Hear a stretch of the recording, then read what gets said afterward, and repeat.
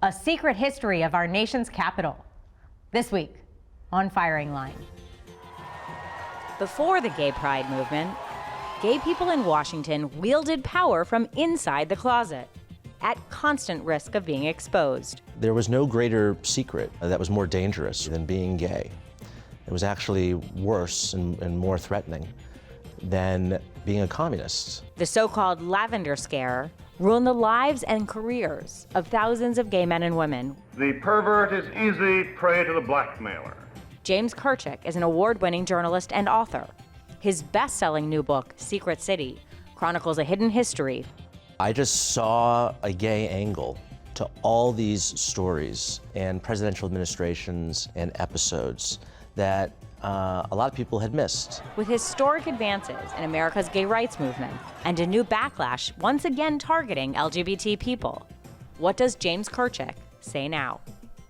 Firing Line with Margaret Hoover is made possible in part by Robert Granieri, Charles R. Schwab, the Fairweather Foundation, the Asness Family Foundation, and by the Rosalind P. Walter Foundation, Damon Button, and the Mark Haas Foundation. Corporate funding is provided by Stevens, Inc. James Kirchick, welcome back to Firing Line. Thank you for having me. Look, we've known each other for more than a decade, and I'm delighted to welcome you back here to talk to you about your new book, which debuted on the New York Times bestseller list, called Secret City, The Hidden History of Gay Washington. Why did you write the book? Well, a few reasons. One is, as a journalist, I'm always trying to say something new.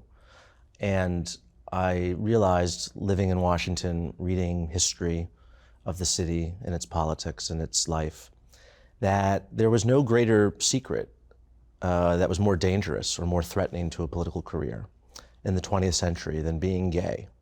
It was actually worse and more threatening than being a communist at the height of the Cold War. And so I figured this story needed to be told. It needed to be put together into one overarching narrative. And so I set out to do that. You're an author, you're a columnist, you're also an openly gay man who lives in Washington, D.C. You defy stereotypes. I have always known you to be more closely associated with the center right. Where do you place your politics these days? Well, I think right and left have become sort of obsolete terms, but I would say classical liberal. How do you define classical liberal? Believing in liberal, small L liberal values, individual rights, freedom of speech, the rule of law. How much of yourself and your own story as an openly gay man in Washington now informed your interest in pursuing the history of gay Washington and the secret history of gay Washington? Very much so. And I actually felt myself in a lot of these characters, who are mostly men, because this was a period when it was mostly men who were running things in Washington. And a lot of them were around my age. A lot of them were in their mid to late 30s. And it was very tragic to read about a lot of these figures, very highly accomplished people, who solely because of their secret, which is the secret that I shared with them, had their careers destroyed, their lives ruined. And I felt that it was important to memorialize that and to collect these stories and to present them to the world. One review of your book notes that, quote, the gays and lesbians in Kirchick's book form a rotating cast of Forrest Gumps, appearing at the center of every major political event in the latter half of the 20th century. Tell me more. I just saw a gay angle to all these stories and presidential administrations and episodes that a lot of people had missed. That, for instance, there's a whole gay story to the founding of the OSS, which is the predecessor organization to the CIA. There were a number of gay people in that institution. There's a whole gay history to the battle between the FBI and the CIA, the bureaucratic turf war in the early years of the Cold War. There's a whole gay story to Iran-Contra that I tell, an entire chapter on that. There's a whole gay story to the Kennedy assassination.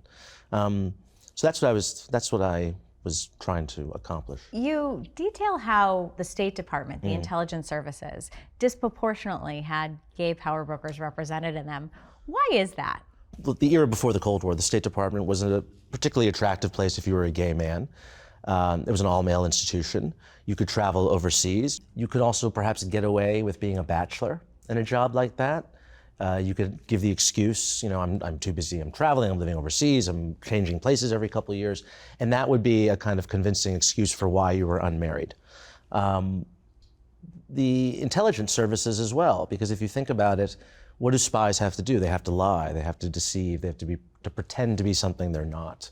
And those are skills that gay people in this particular generation would just naturally acquire better than straight people. Straight people didn't have to go around lying every day about who they were, or pretending to be something else.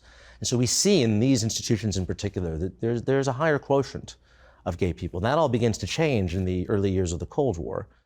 In writing Secret City, you consulted thousands of pages of declassified documents, conducted more than 100 interviews, unearthed material from presidential libraries and archives from around the country. I'd like to ask you a question that I recently heard you ask, but you didn't have an answer to, and I wonder if you've thought of the answer since. Who was the most powerful gay American in Washington in the 20th century? Well, it depends on how you would define whether or not someone's gay. So, if J. Edgar Hoover was gay, then he would probably qualify for that role. But there's no evidence that he was, gay or straight. There's a lot of circumstantial evidence that J. Edgar Hoover might have been gay. Well, let's talk about the circumstantial evidence. Let's just... Sure, he had a very close relationship with his number two at the FBI, Clyde Tolson. They would eat lunch every day at the Mayflower Hotel. They would travel together on vacations. They lived right near each other. You can see photos of the two of them looking quite admiringly. When Hoover died. At one other. When Hoover died, Tolson is buried just a couple of plots over in Congressional Cemetery. But as a historian, I have to be very scrupulous. And to me, this is not evidence that he was gay, right? This is not sufficient to make that declaration. I document extensively how sensitive and concerned both the director and his entire organization were about him being perceived as gay. And yet there's no evidence. There's no evidence, none. Nor is there any, even more absurd is the claim that he was a cross-dresser, which is one of the most widely believed beliefs about J. Edgar Hoover. But also the most easily debunked. Absolutely. That story comes from a divorced widow of a mob boss who was paid to tell the story to a writer for British newspapers.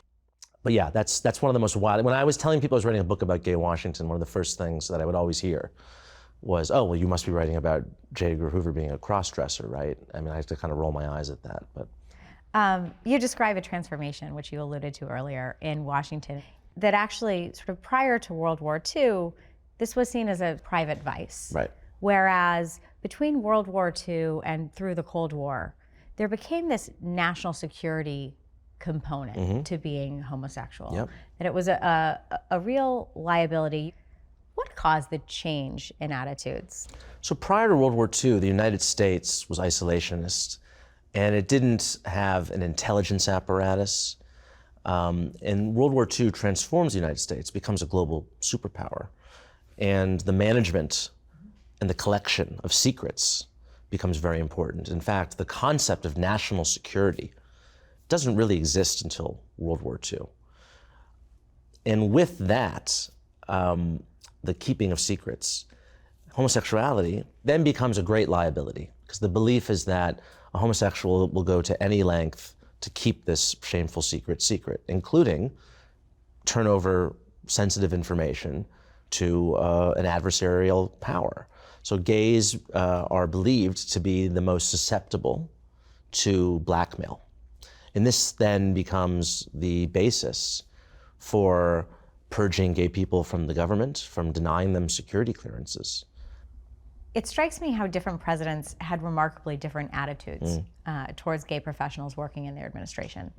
I want to ask you about FDR's Undersecretary of State, Sumner Welles, who you spend a lot of time on telling his story. Who was he, and what was his influence on public policy? So Welles probably was, you asked me earlier who's the most powerful gay person I document in the book. It probably would have been him. He's the Undersecretary of State in the Roosevelt administration. He's a very talented diplomat. He's basically writes the Atlantic Charter, which is the declaration of Allied war aims in World War II. He is an old Roosevelt family friend, extremely wealthy, blue blood, New England background. And in 1940, he's riding on the presidential train back from the funeral of the Speaker of the House, William Bankhead, Tallulah Bankhead's father, and he drunkenly propositions a number of porters on the train. And this news finds its way into the hands of his enemies within the administration. And Wells becomes the first government official to be fired Yes. for being gay. Roosevelt finally asked for his resignation. And he delivers it, yes. So why hadn't that happened earlier?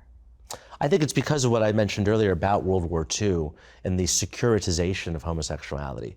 So there may have been gay scandals prior to that time. I couldn't come across any because there just wasn't this fear of blackmail and national security.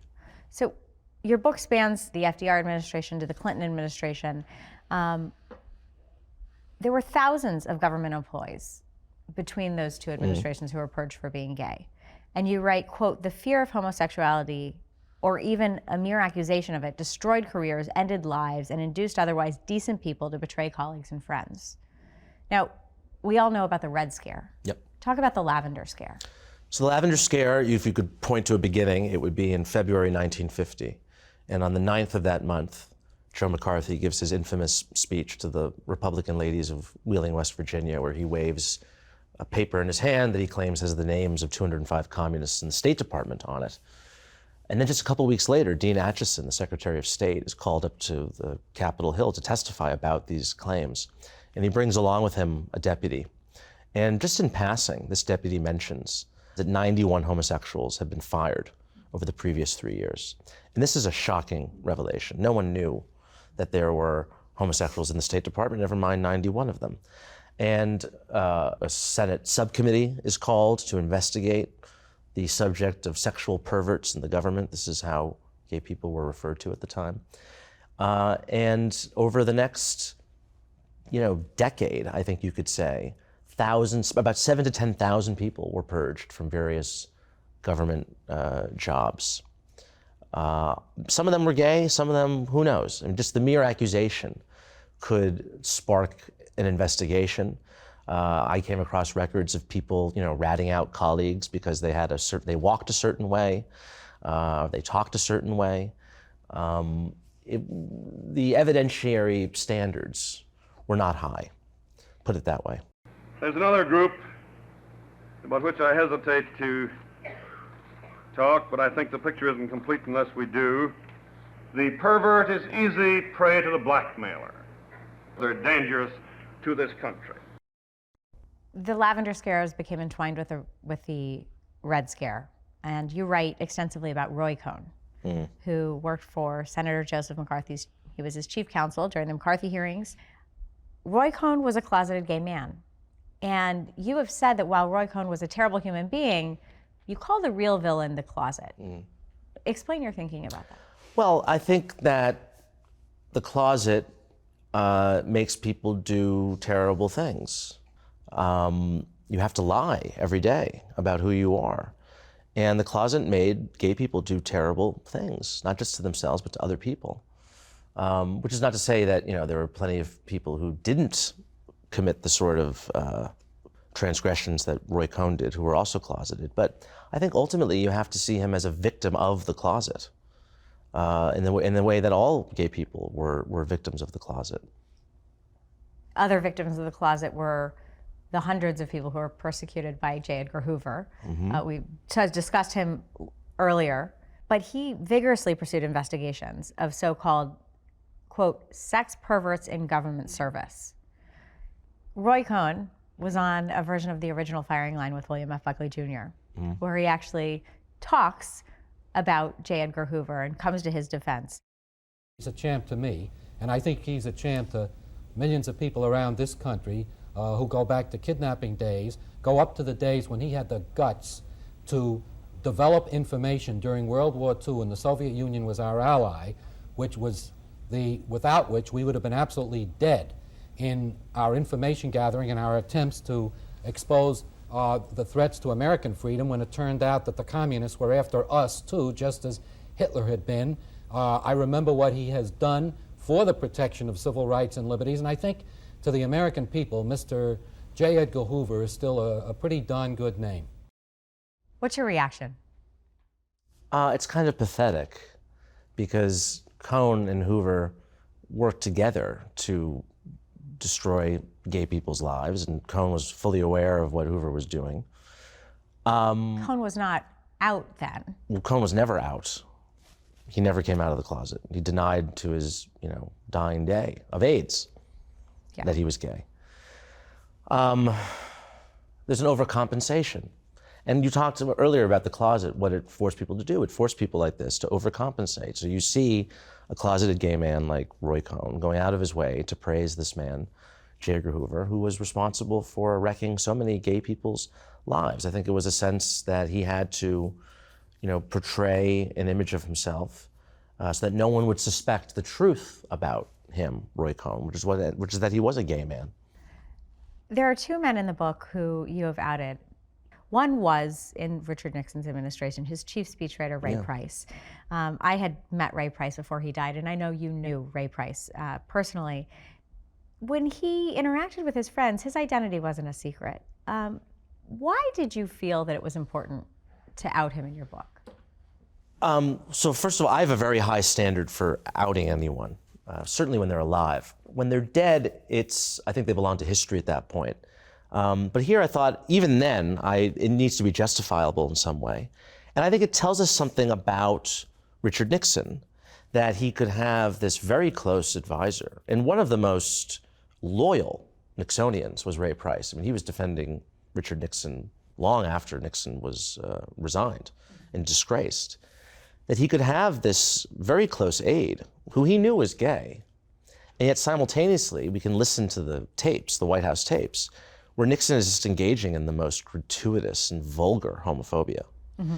And I think it tells us something about Richard Nixon, the man, in the same way that he could engage in the most vulgar anti-Semitism and yet have a series of aides, very close aides, who were Jews.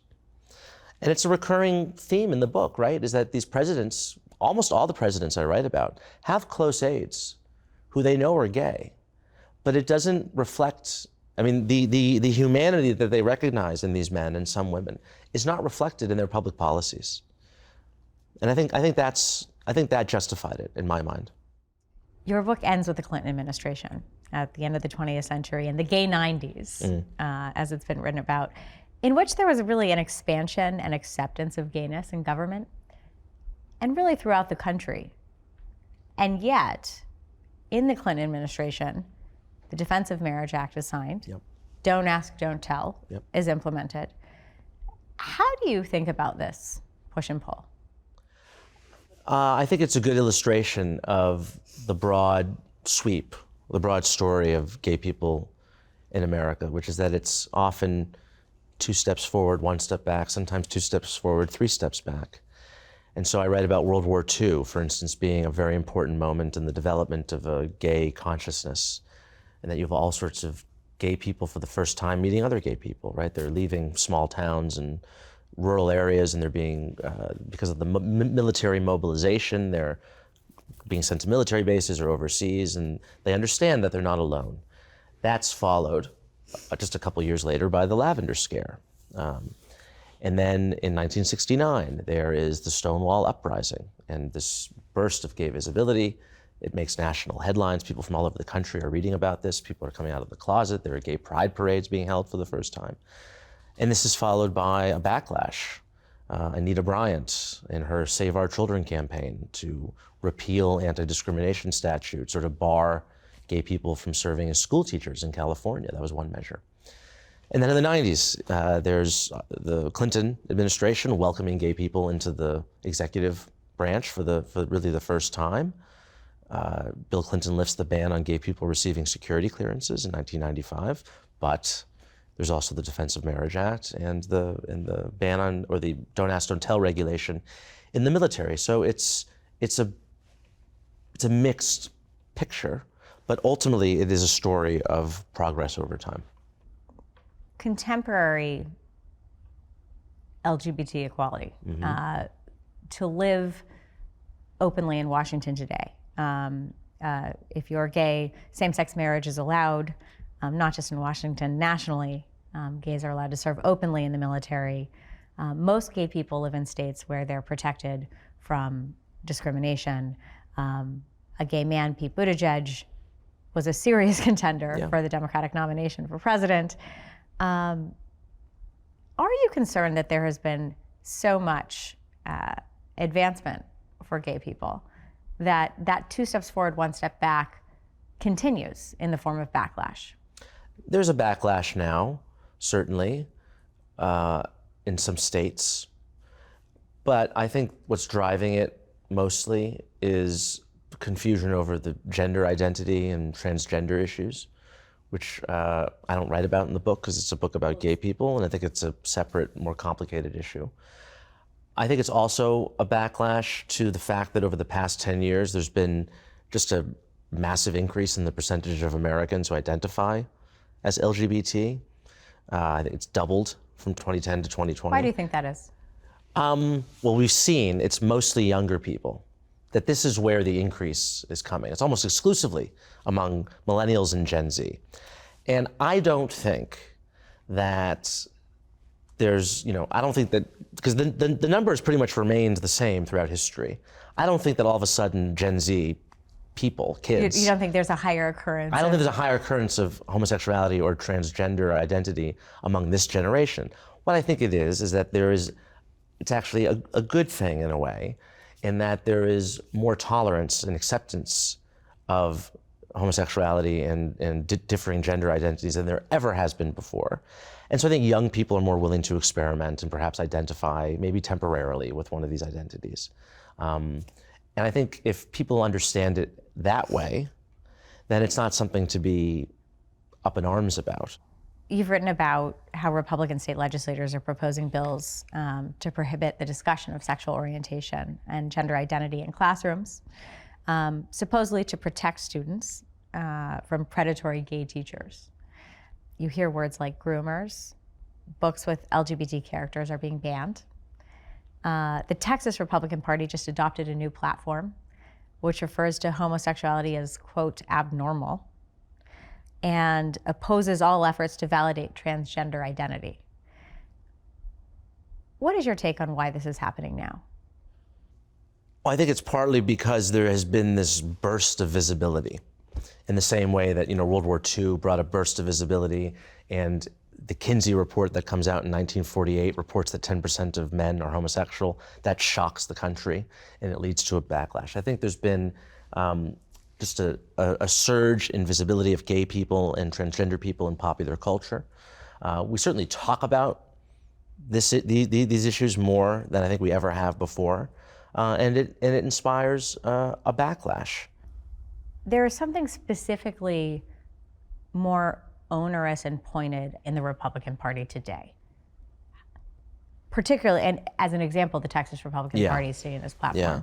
What do you make of that? It's strange because President Trump, for all his many faults, this was not an issue that excited him. Roy Cohn was one of his friends. Yeah, although he abandoned Roy Cohn when he got AIDS. But it was not an issue that, Donald Trump was not animated by this issue.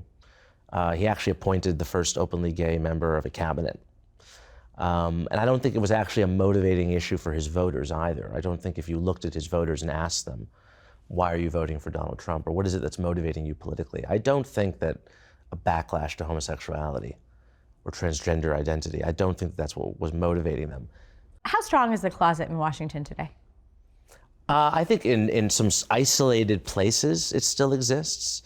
There are probably some very conservative congressional offices, some organizations, some very far-right organizations in Washington.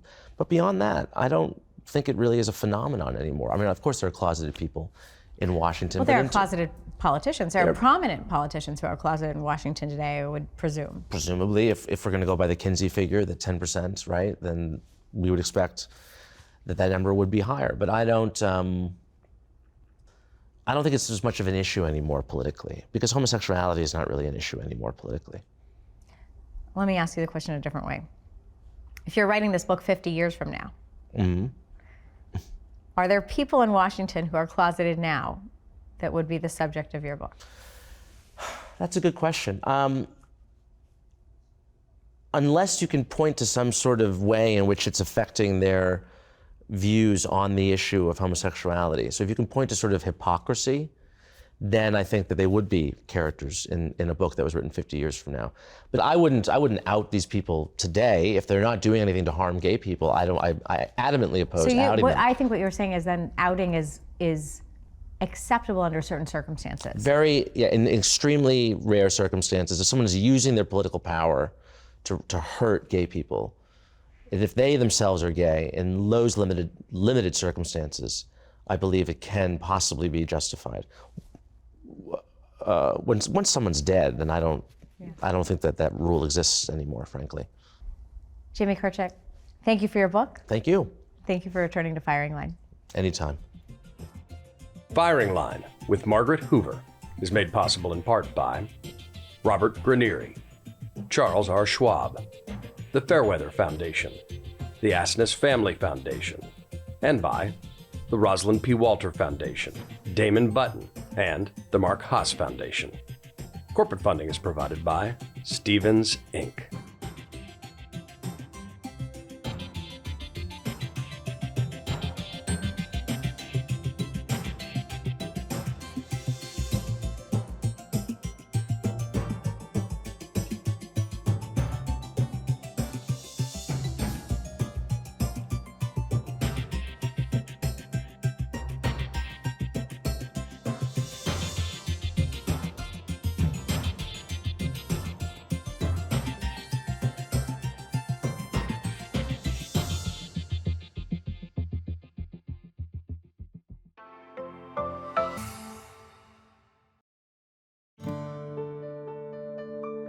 You're watching PBS.